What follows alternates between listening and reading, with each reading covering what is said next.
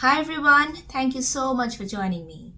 For the first time, I'll be trying out products from The Ordinary and I thought of sharing the journey with you. Now, you have to be living under a rock to not know what The Ordinary is about.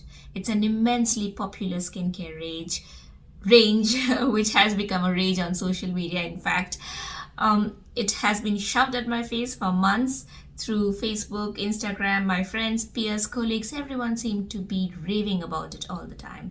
And so far, I've resisted the temptation of buying anything from them. My own skincare regimen is super simple, fuss-free, and I utilize easily available items, in fact, kitchen items. And that seemed to work for me because my sensitive, acne-prone, oily, 41-year-old skin remains healthy most of the times. But recently, I had to wear a new variety of surgical mask that was provided by the hospital. Within a few hours of wearing it, my face had this eruption all over the lower half, along with a really bad bout of maskne or mask-related acne. I got a bit worried and I was wondering what to do, and I thought of The Ordinary, and finally I gave in, I buckled, I went to their website and I ordered a few products. But after doing due diligence, after doing my own research, I'm a medic, I'm a doctor, and I always have more trust on people of my kind. So I looked at reviews specifically made by dermatologists and Indian dermatologists because our skin inherently is different. The skin type differs between ethnicities, and Indian dermatologists will understand Indian skin conditions better than Caucasians. So I read the reviews, I watched a few videos, I looked at the range of their products, and I decided how I want my regimen to be. It is going to be experimental, I must admit. I'm not someone who's comfortable with the 3-step, 4-step, 5-step, whatever step, multiple step morning and evening routines, but I'll give it a try. In fact, in all honesty, a couple of days after I placed the order, the eruptions I had started to clear up. There are still some scars, some marks left, but I'm pretty certain they would spontaneously clear up anyway. But in the meantime, my box arrived, so I decided to go along with it. I'm going to open the box. So this is going to be my first unboxing video too, though I can never really understand why people would want to watch someone open a box. Somehow I don't find it interesting, but apparently people do, and if you're one of them, you perhaps will derive great joy in watching me open this box from The Ordinary and show you what things I got for myself. So, alright, okay, that's massive amount of packaging. See, I'm bad at this. No wonder I don't have subscribers, because I just don't know the ins and outs of YouTube. So I don't know what works. So the first thing I got for myself is a cleanser, the Squalene cleanser, which is a squalene based face cleanser and makeup remover. And the direction is to dispense product into hand, rub together to warm the product, allowing it to melt into an oil, massage well onto dry face. Oh, dry face, not moist. And this is from plant-derived esters, which cleans the surface, removes makeup, and supports surface hydration.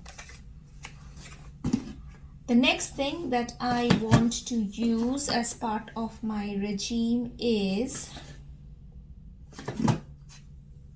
10% niacinamide and 1% zinc high strength vitamin and mineral blemish formula, which is to be applied to entire face morning and evening before heavier creams.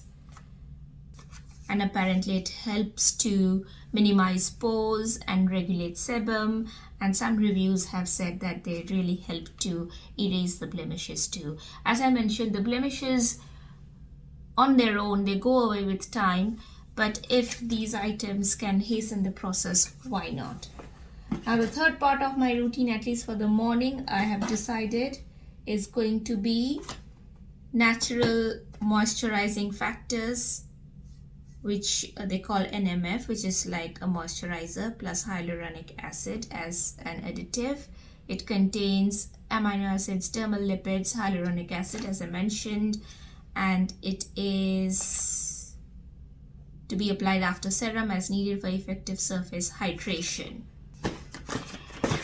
Okay, for the morning there's something else that I want, which is of course sunscreen. So this is the Mineral UV Filters SPF 30 with antioxidants containing SPF 30 with both UVA and UVB protection. It's very important to wear sunscreen when you go out in the sun, if not for anything else, at least to avoid the risk of getting skin cancer.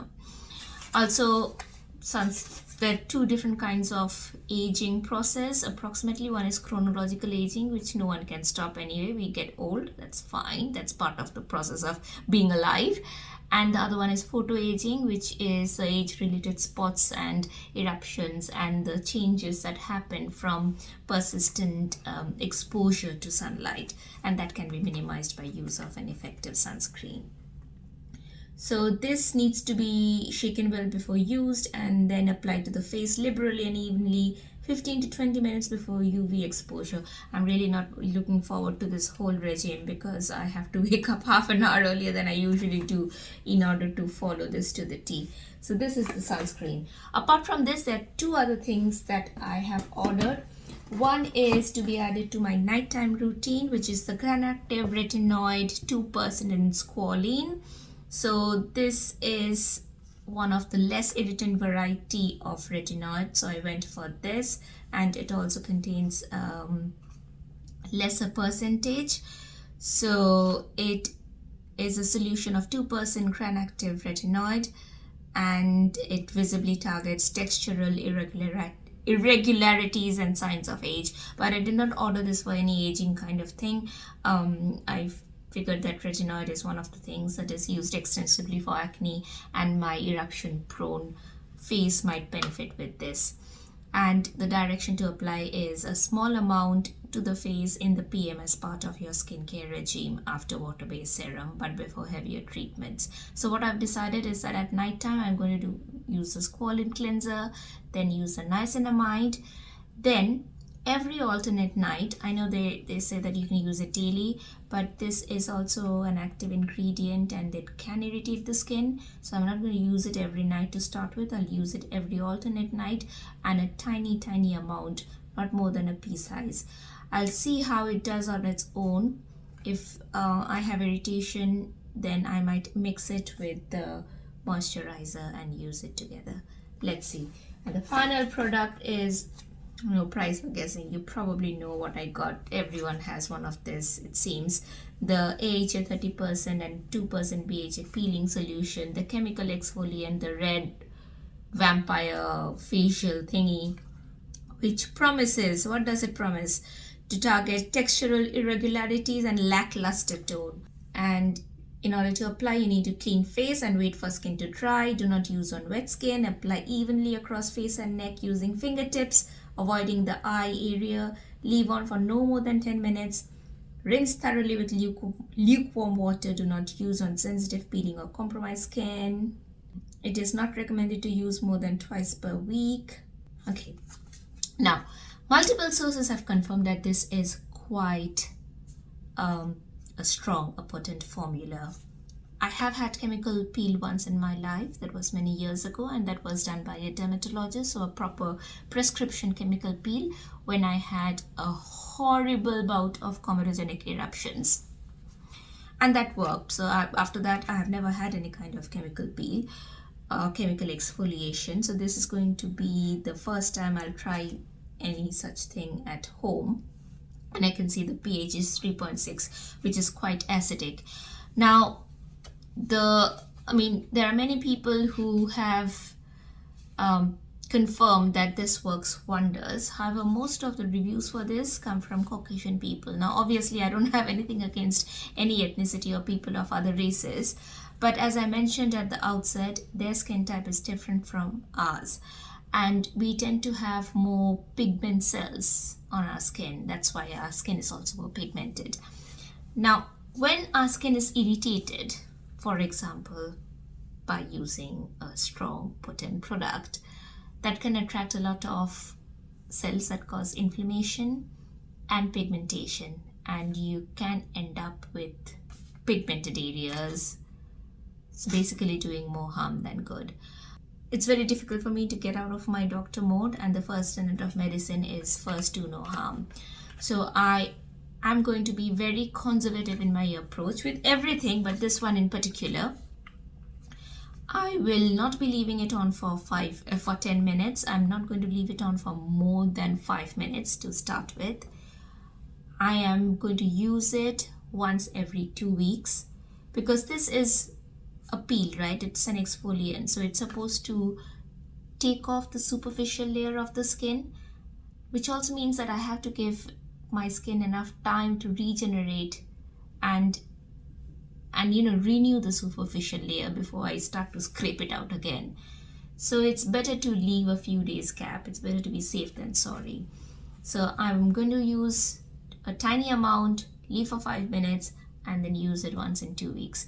If I find that my skin is very happy with it, it has got the capacity for more, then I will gradually keep on increasing, but this is going to be my regimen at the beginning. And of course, this can make the skin very photosensitive. It's photosensitive, so it should not be done during daytime. And the following day, I'm going to use generous sunscreen, or preferably if I can avoid going out in the sun. I intend to use all of these products and then come up with a review and then tell you how I feel about it, because I absolutely do not believe that you can use any kind of skincare product for 1 day, 2 days, or 7 days and then have a review which is credible. Skin takes time to regenerate, and the cycle is normally, on an average, about 4 weeks. If you're younger, it's going to be shorter. So younger people, their cells regenerate at a faster rate. The older you get, the more time it takes. To be on the safe side, I'm hoping that these will last for at least 6 weeks. So that will mean for sure I'm going to complete one cell regeneration and degeneration cycle for my skin.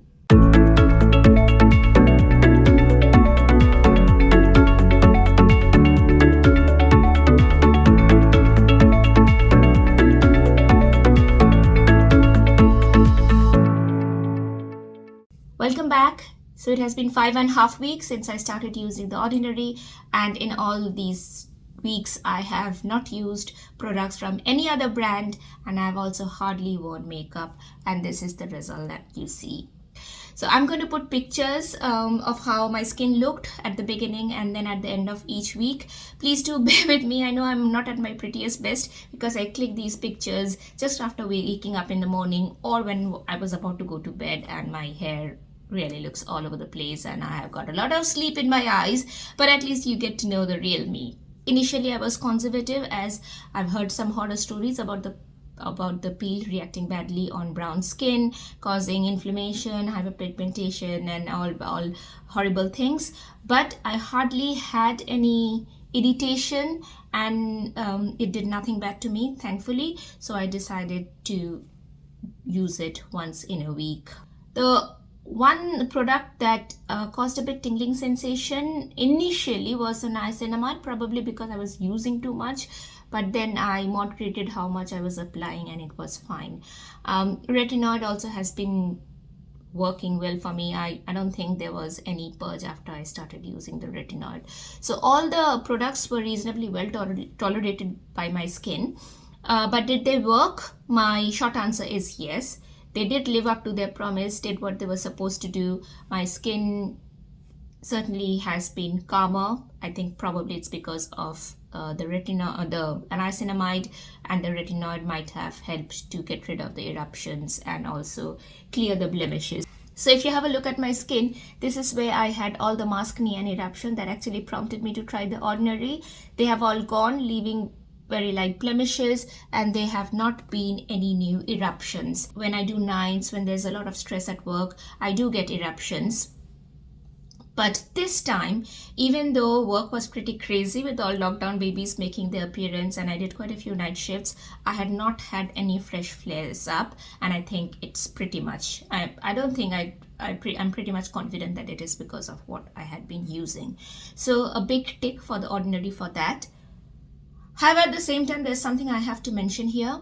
I have very forgiving skin, and it is because of my genetics. I'm really blessed that way. If you look at my family members, you will not be able to guess anyone's age. And there are many people in my extended family who work in agriculture, who are out in the sun all the time, who are probably more than 80 or even 90 now. They have never used sunscreen, leave alone retinoic acid or all these bits, but they have amazing skin. They look much younger than they are, and they have a lot of vitality, and that is because of genetics. It may also have something to do with nutrition, the kind of diet that we generally follow in our family, but genes, they do play a big part. When I was younger, when I was a teenager, I had horrible episodes of cystic acne. You wouldn't be able to imagine my skin, how my skin looked back then. I wish I had some pictures to show you all. But in spite of that, and in spite of the fact that I did every single thing that is frowned upon in the book, like touching my face, picking, trying to dig out the pimples, using walnut scrubs, fragranced products, and what else? Yes, washing my face a million times in a day. I did every single thing that's a strict no-no nowadays. But in spite of that, I'm left with no pitting, no scarring, and hardly any blemishes. There's no blemish from the acne episodes I had back then. These are only from the new ones that I have from maskne, from the recent maskne. And I think that's because of my good genes. My skin has a habit of forgiving, thankfully, touch wood. And I'm pretty certain that even if I did not use the ordinary, even if I had continued with my normal basic skincare regimen, my eruption still would have cleared up, and the blemishes still would have been quite light at the end of these many weeks. But as I said before, I did not get any fresh eruption, which doesn't happen with what I do regularly. So this is how the ordinary worked for me. For you, it could be different. It could be better, worse, or the same. I'm neither a dermatologist nor a cosmetic formulator, so I'm not going to go into the depths of the ingredients and claim to know it all just because I read a few blogs or watched a few videos. I'm absolutely not going to be that person. I'm not an expert in this field either. I can only comment on what it has done to me. But what I can say is that before I chose the products, I did do my research. And I take all parts of my body very seriously. The skin is a part of the body. It's in fact the largest organ, and it's not something that is to be messed with.